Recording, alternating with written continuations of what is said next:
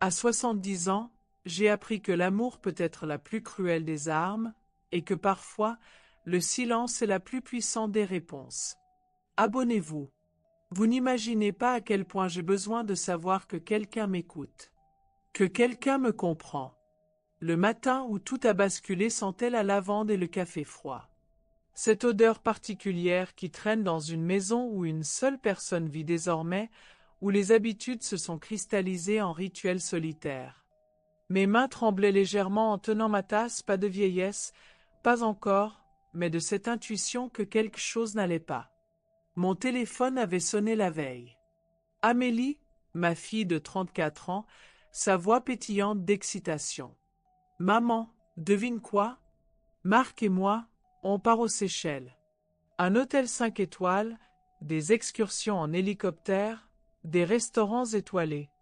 Tu ne peux pas imaginer comme j'en ai besoin après cette année difficile. » Difficile. Le mot résonnait encore dans ma tête. Quelle année n'avait pas été difficile pour Amélie?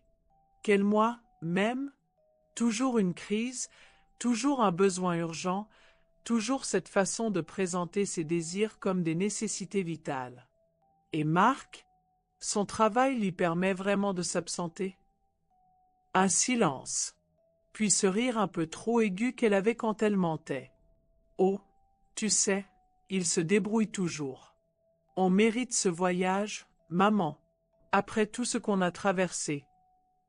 Après avoir raccroché, je suis restée immobile dans mon fauteuil, celui où Pierre et moi regardions les informations le soir.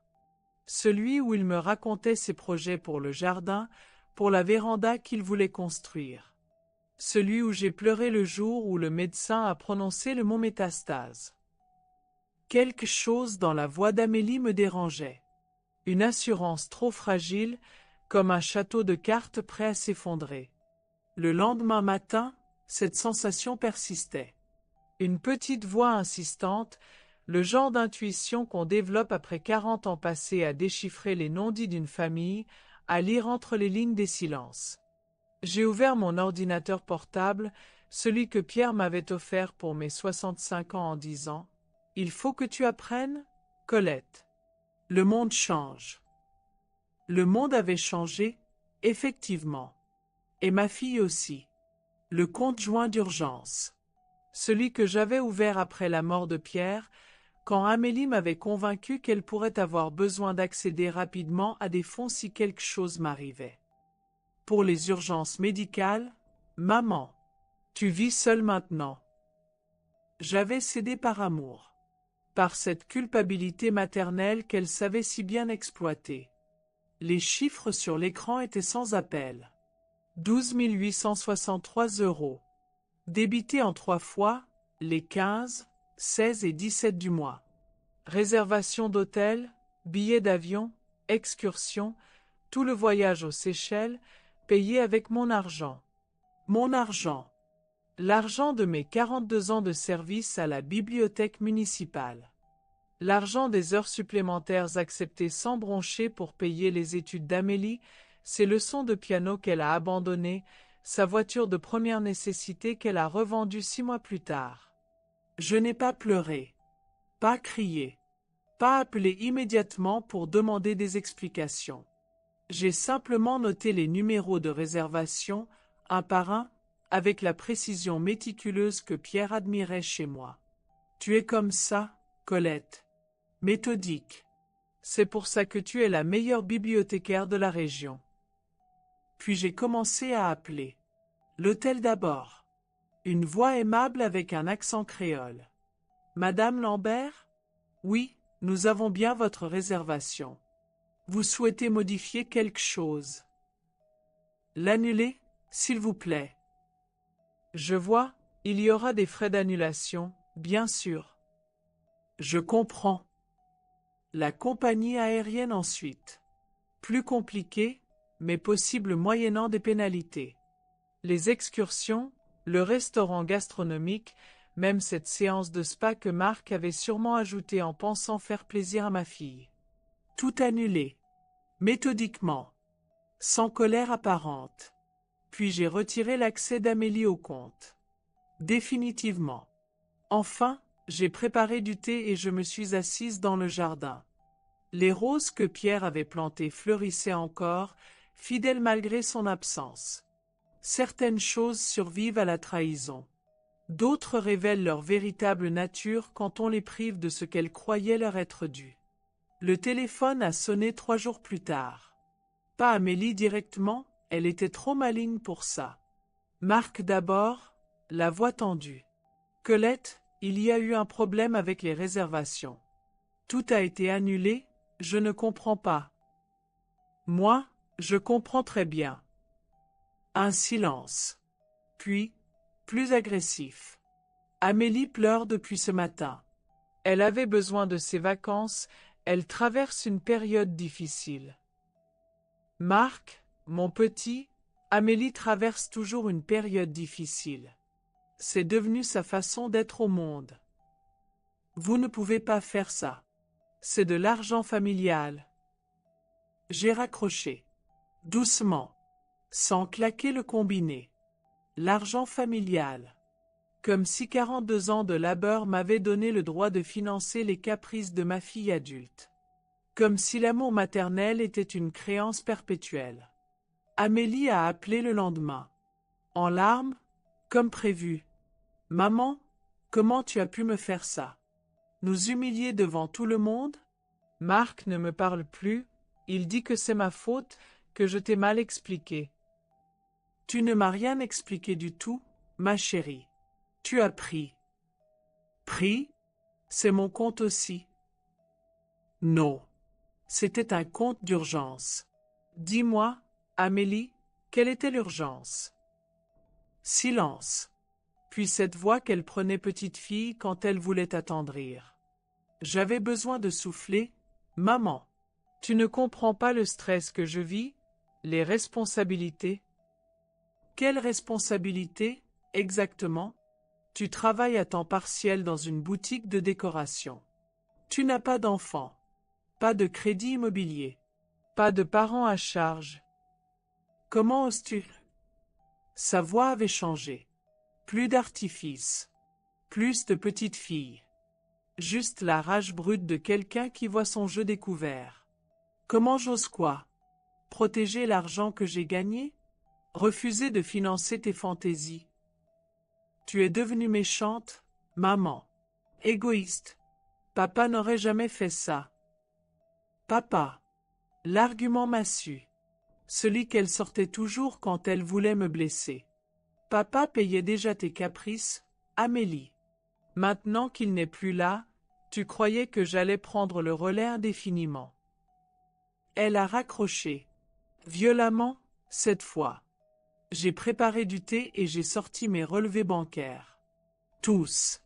Depuis la mort de Pierre, 5 ans plus tôt. Méthodiquement, j'ai surligné tous les virements vers Amélie. La réparation de sa voiture qui tombait toujours en panne au mauvais moment. Le dépôt de garantie de son nouvel appartement parce que Marc et elle avaient besoin d'un nouveau départ. Les courses qu'elle ne pouvait plus se payer quand la boutique réduisait ses heures. Les factures d'électricité impayées. Les amendes de stationnement qu'elle oubliait systématiquement.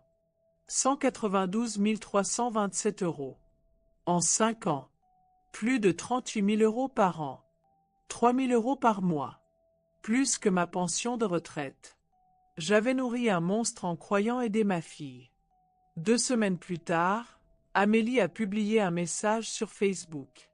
Long, larmoyant, public. Elle y racontait avoir une mère toxique et manipulatrice qui utilisait l'argent pour la contrôler. Elle parlait de chantage affectif, d'une enfance marquée par l'absence émotionnelle, du traumatisme de voir son père mourir pendant que sa mère restait froide et distante. Les commentaires s'accumulaient. Des amis qui ne me connaissaient pas mais qui compatissaient. Courage, ma belle. Les mères toxiques, je connais. Tu as le droit de vivre ta vie. Ma voisine, Madeleine, m'a montré le message. Elle était gênée, ne savait pas comment aborder le sujet. Colette, je sais que ce n'est pas vrai, mais... Laisse, Madeleine. Les gens ont besoin de croire aux histoires qui confirment leurs propres blessures. Mais ça m'a fait mal. Plus que je ne l'avouerai jamais. Voir ma fille transformer notre histoire en mélodrame public, faire de moi la méchante de son conte pour apitoyer des inconnus.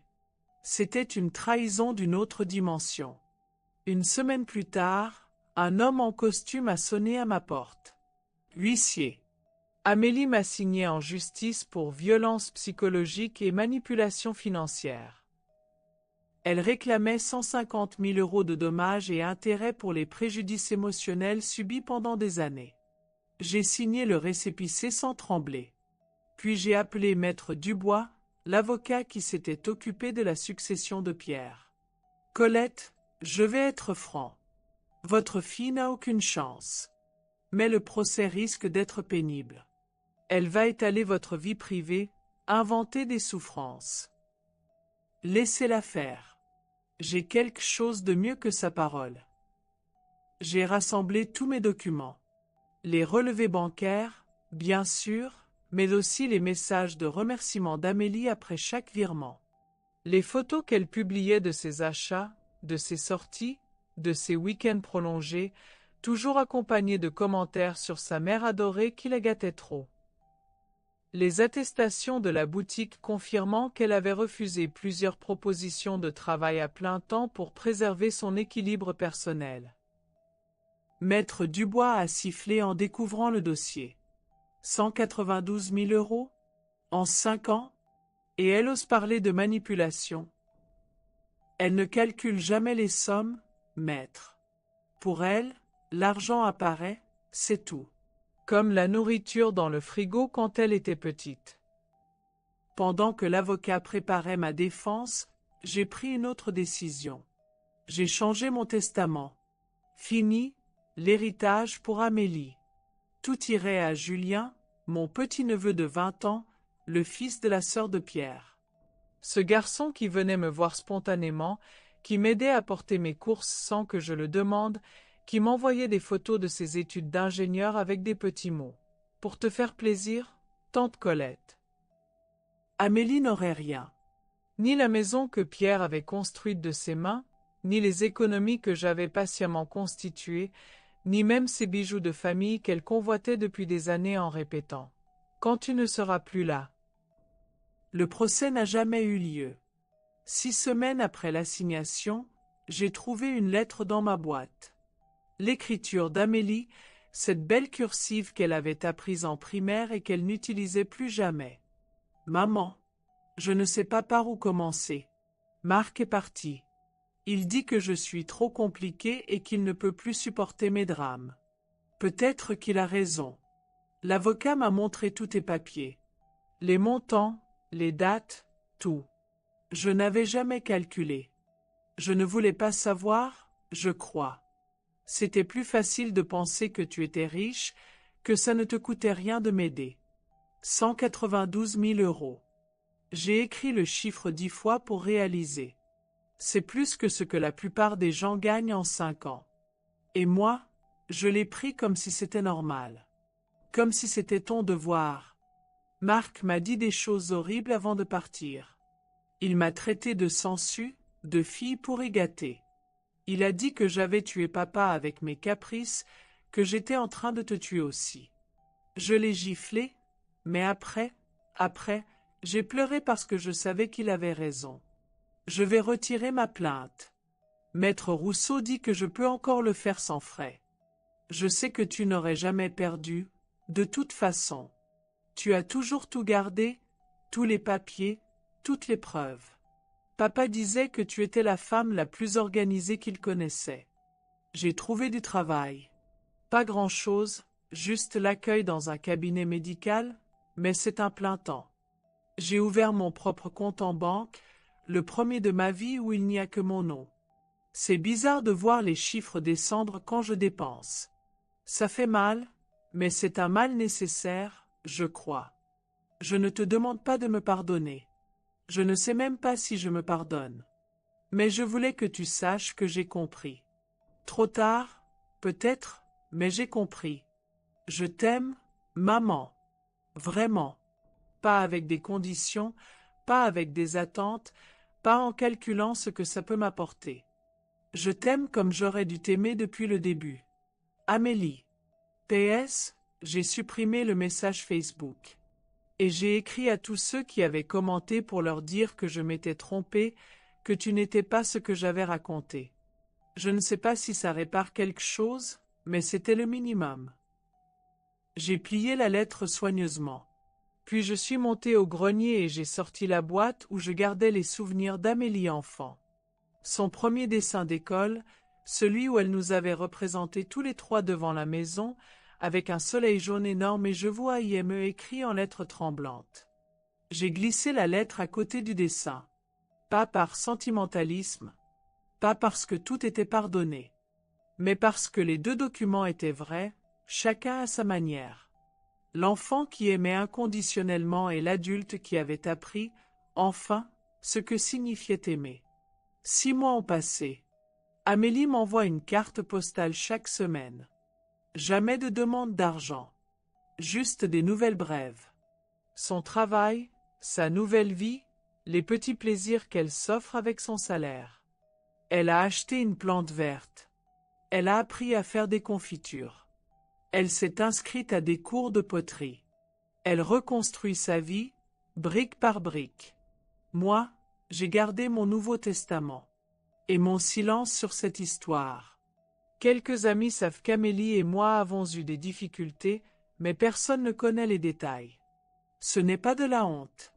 C'est de la dignité. Hier, Julien est venu m'aider à tailler les rosiers de pierre. En partant, il m'a embrassé et m'a dit « Tu sais, tante Colette, tu es la personne la plus forte que je connaisse. » Fort. Le mot a résonné longtemps après son départ. Je ne me sens pas forte. Je me sens juste, équilibrée. Comme quelqu'un qui a enfin appris à distinguer l'amour de la dépendance, la générosité de la faiblesse, la famille du chantage affectif. Le silence n'est pas toujours de la lâcheté. Parfois, c'est la plus puissante des réponses. Parfois, ne pas réagir, ne pas se justifier, ne pas entrer dans le jeu de l'autre, c'est reprendre le contrôle de sa propre histoire. Amélie a peut-être grandi, mais moi aussi. J'ai appris qu'on peut aimer quelqu'un sans se sacrifier pour lui. Qu'on peut être mère sans être martyr. Qu'on peut dire non sans être méchante.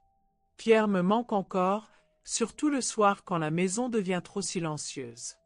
Mais ce silence-là, je l'ai choisi. Il n'est plus celui de la solitude subie, mais celui de la paix conquise. Et dans ce silence, j'ai appris à m'entendre enfin. À entendre cette voix que j'avais tue pendant des années pour laisser la place aux besoins des autres, aux urgences d'Amélie, aux préoccupations de Pierre, aux exigences de tout le monde sauf les miennes. Ma voix. Ferme, douce, intransigeante quand il le faut. La voix d'une femme qui a compris qu'elle avait le droit d'exister autrement qu'au service des autres.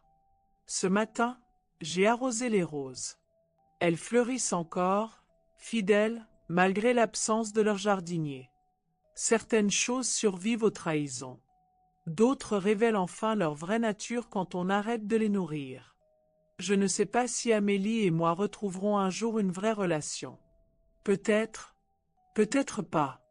Mais j'ai cessé de faire de cette réconciliation hypothétique le centre de mon existence. J'ai 70 ans. J'ai enfin appris à vivre pour moi. Et c'est peut-être là, dans cette acceptation tranquille de ma propre valeur, dans ce refus poli mais définitif d'être le distributeur automatique de bonheur des autres, que se trouve la vraie victoire. Pas spectaculaire. Pas vengeresse. Juste, comme ces roses qui fleurissent encore, indifférentes aux drames humains, fidèles seulement à leur propre nature. Comme cette femme de 70 ans qui a appris, enfin, à être fidèle à la sienne.